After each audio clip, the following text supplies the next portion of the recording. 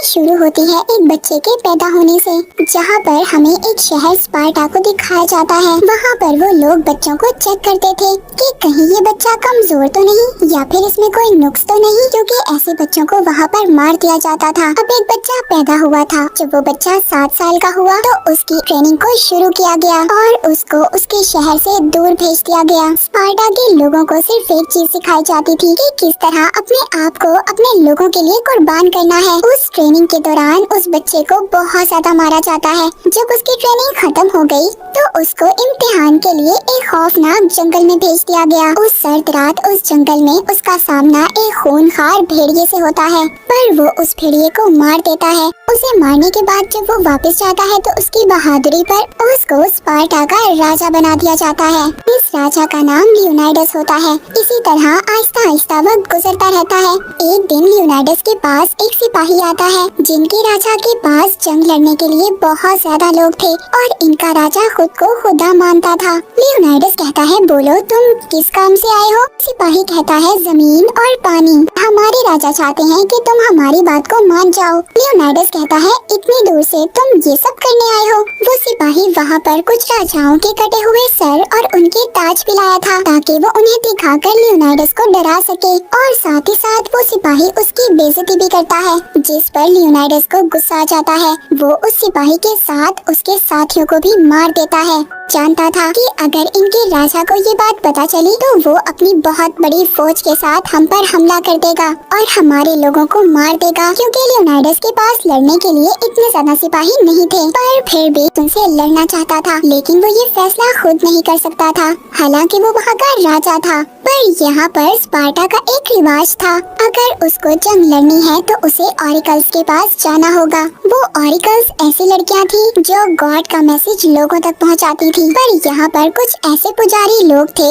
जो इन लड़कियों को पकड़कर अपने पास रखते थे। अब लियोनाइडस उन पुजारी लोगों के पास आता है और उनको अपनी सारी बात बता देता है। कहता है कि अगर हमने जंग ना लड़ी तो वो राजा जो खुद को खुदा मानता है, वो अपनी फौज के साथ हम पर हमला कर देगा और हमें मार देगा। यहाँ स्पार्टा के लोगों को अपना गुलाम बना लेगा। वो पुजारी उसकी सारी बात सुनकर कहते हैं, अच्छा बताओ हमारे लिए तोहफे में क्या लाए हो? लियोनाइडस उनको बहुत सारा सोना देता है, पर अब वो पुजारी उसको बताते हैं, तुम अभी उनके साथ जंग नहीं लड़ सकते, क्योंकि अभी अगस्त का महीना है और इस महीने में स्पार्टा ऐसी कोई भी जंग नहीं लड़ सकता। इस बात पर लियोनाइडस को बहुत ज्यादा गुस्सा आ गया था। वो कहता है, अगर हमने जंग ना लड़ी हम सब के सब मारे जाएंगे। वो पुजारी उसको ऑरिकल लड़की का एक मैसेज देता है जो उनके गॉड की तरफ से आया था। वो बताते हैं कि अगर स्पार्टा ने जंग लड़ी तो सब कुछ तबाह हो जाएगा। ये सब कुछ सुनकर लियोनाइडस बहुत ज्यादा उदास हो गया था, फिर वहाँ से चला जाता है। तभी उसके जाने के बाद उन पुजारियों के पास उसी राजा के लोग आए थे जो खुद को खुदा समझता था और लियोनाइडस का दुश्मन भी था। जो भी बात इन पुजारियों ने स्पार्टा के राजा यानी कि लियोनाइडस को बताई थी, वो सब बातें झूठी थी, क्योंकि ये लोग भी यही चाहते थे। उस राजा ने इनको बहुत सारा सोना देने का वादा किया था और बदले में प्यारी लड़कियां भी, जो गॉड के मैसेज को इन तक पहुंचाएंगी। वो बुरे लोग यानी पुजारी भी यही चाहते थे कि स्पार्टा तबाह हो जाए। लियोनाइडस वापस आकर बहुत ज्यादा परेशान था। उसकी रानी उससे पूछती है कि क्या बात है, हमारे राजा इतने ज्यादा परेशान क्यों हैं? तभी वो बताता है कि मैं उस चीज को नहीं खोना चाहता जिससे मैं बहुत ज्यादा प्यार करता हूँ।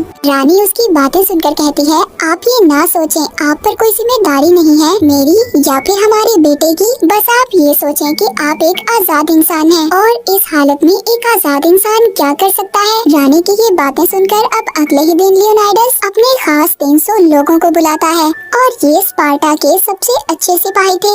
इनसे ज्यादा अच्छे सिपाही कहीं पर भी नहीं थे। अब ये 300 लोग ये फैसला करते हैं कि ये राजा का सामना करेंगे जो खुद को खुदा मानता है, मगर ये लोग ये भी जानते थे कि उसके पास लाखों की फौज है और बहुत खतरनाक भी। पर फिर भी ये लोग बहुत बहादुर थे और मरने से भी नहीं डरते थे।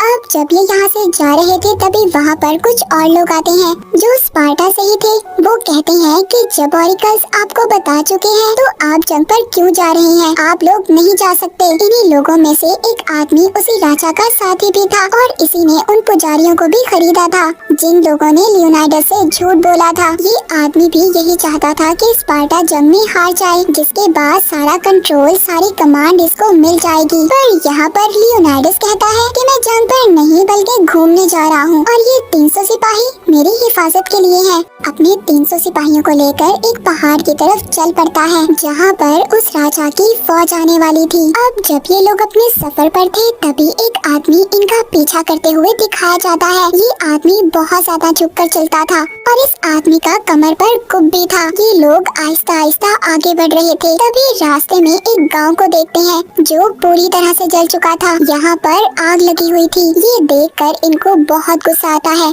तभी लियोनाइडस के पास एक बच्चा आता है जो बहुत ज्यादा जख्मी हालत में था। पास आकर गिर जाता है। वो बच्चा बताता है कि यहाँ पर कुछ लोग आए थे जिनके पंजे थे और उन्होंने यहाँ पर सब लोगों को मार दिया। ये बताकर वो बच्चा भी मर जाता है। सारी बात सुनकर लियोनाइडस का साथी कहता है ये फारसी भूत हैं जो बहुत ज्यादा खतरनाक होते हैं और इनको मारा नहीं जा सकता। पर लियोनाइडस यहाँ पर कहता है वो मर सकते हैं या नहीं, इसका फैसला हमारी तलवार करेगी। तभी वो लोग आगे बढ़ते हैं। जब वो आगे जाते हैं तो उनको अपनी तरफ बहुत सारे फारसी जहाज आते हुए दिखाई देते हैं। पर अचानक तूफान आ जाता है। बारिश भी बहुत तेज होने लगी थी, बिजली भी चमक रही थी। इस खतरनाक तूफान की वजह से वहाँ पर सारे जहाज डूब गए थे जो लियोनाइडस और उसके साथियों पर हमला करने आ रहे थे। इस बात से ये सभी लोग बहुत ज्यादा खुश हो जाते हैं और जश्न मनाते हैं। पर एक आदमी वहाँ पर बिल्कुल खामोश था। वो था लियोनाइडस, जो जानता था कि खतरा अभी खत्म नहीं हुआ। तभी जब वो दूसरी पहाड़ी पर से देखते हैं तो बहुत ज्यादा तादाद में जहाज थे।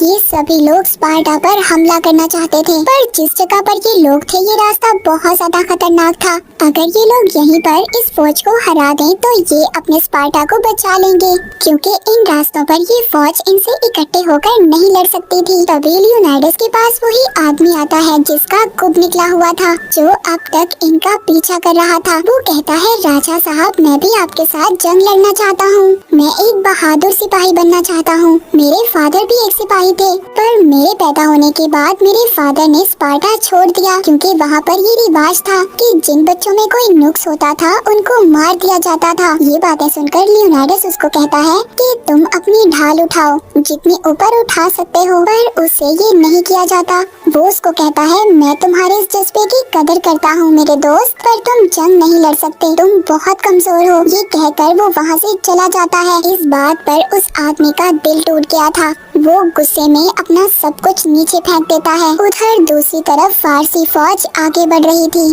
पर ये 300 लोग बहुत ही बहादुरी से उनका मुकाबला करते हैं और उनको मार देते हैं। इनको बहुत बड़ी जीत हासिल होती है। तभी वहाँ पर अब खुद उनका राजा आता है, जो खुद को खुदा मानता था। लियोनाइडस उससे कहता है ओ अच्छा, तो तुम हो जो खुद को खुदा मानते हो।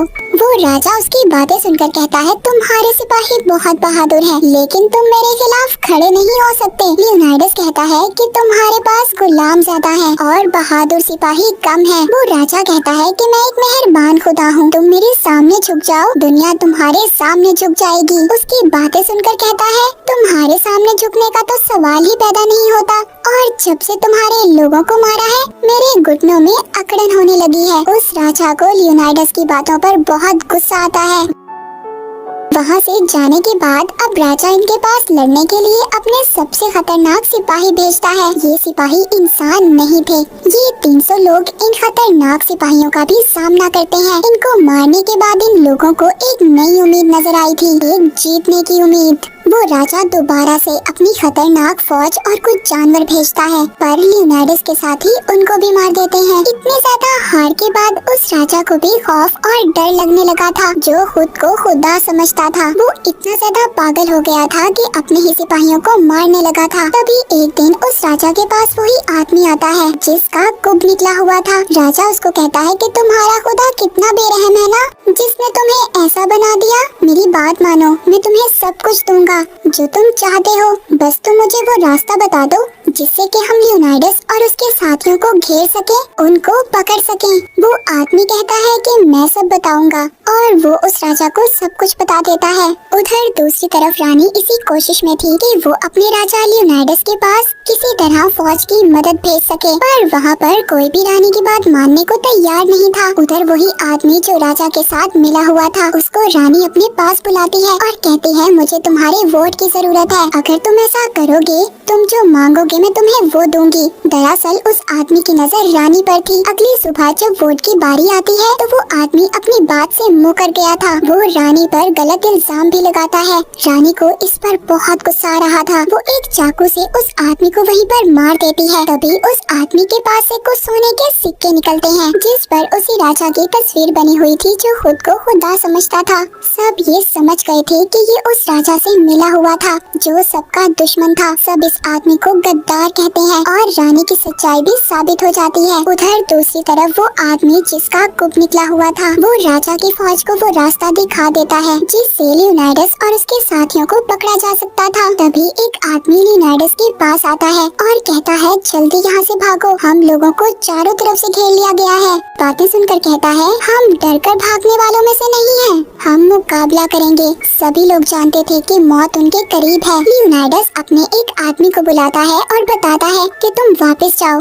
और सबको बताना कि यहाँ पर क्या हुआ हमारी जीत के बारे में। उसको वो एक लॉकेट भी देता है, कहता है ये रानी को दे देना। अगली सुबह वो राजा अपनी फौज के साथ इनको चारों तरफ से घेर लेता है। उसका एक सिपाही कहता है कि हमारे राजा की बात मानो, उनके सामने झुक जाओ। वहाँ पर वो आदमी भी आता है जिसका गुप्त निकला हुआ था। वो लियोनाइडस से कहता है राजा की बात मान लो, अपने लोगों को बचा लो। तभी वहाँ पर लियोनाइडस को वो रात याद आती है जब उसने खूंखार भेड़िए का मुकाबला किया था और उसको मार दिया था। वो अपनी ढाल और अपना भाला नीचे गिरा देता है। वो नीचे झुकता है और तभी अपने एक आदमी को जोर से आवाज लगाता है। उसका साथी पूरे जोश के साथ उस पर चढ़कर उसी सिपाही को मार देता है। तो कह रहा था कि हमारे राजा की बात मान लो। राजा भी सबको हुक्म देता है कि सबको मार दो। चारों तरफ से उन पर तीर चलना शुरू हो जाते हैं। लियोनाइडस भी अपना हथियार राजा की तरफ फेंकता है जिससे उसकी गाल से खून निकलना शुरू हो जाता है। पर अब भी लियोनाइडस और उसके साथी उस राजा के सामने नहीं झुकते, बल्कि अपनी जीत के जज्बे के साथ शहीद हो जाते हैं। वो साथी जिसको लियोनाइडस ने अपना लॉकेट दिया था, वो आकर रानी को देता है। रानी भी देखकर समझ गई थी कि उसका राजा लियोनाइडस इस दुनिया में नहीं रहा।